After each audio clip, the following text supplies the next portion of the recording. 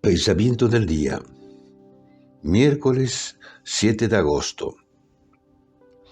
Seamos instrumentos de paz.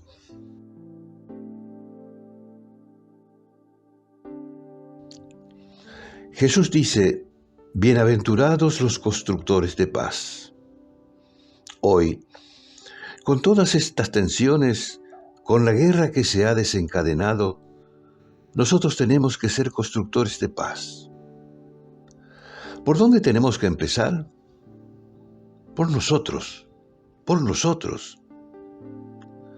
Cuando dentro sentimos algo que nos turba, tenemos que poner paz en nuestro interior, pues no sabemos las consecuencias. Somos ya un foco de tensión si dejamos que estalle ese algo que hay dentro de nosotros. Y después en nuestras familias, en las oficinas, en las escuelas. Constructores de paz. Llevar la paz, porque tampoco se sabe el efecto que hace este modo de actuar nuestro. Es como cuando se echa una piedra en el agua. No se sabe el efecto benéfico.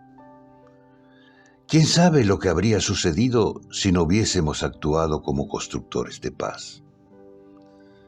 Chiara Lubich, al Congreso Eucarístico Diocesano, Frascati, 2 de mayo de 1982.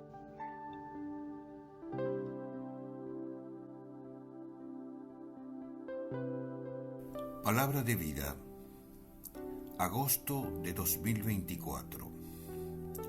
Señor, qué bueno es que estemos aquí. Somos miembros del movimiento de los focolares de varios países de Latinoamérica y de Italia. ¿Te gustó el video? Danos un like, un dedito hacia arriba, porque te gustó. Entonces podés suscribirte al canal y tocar la campanilla, así recibirás nuestras notificaciones.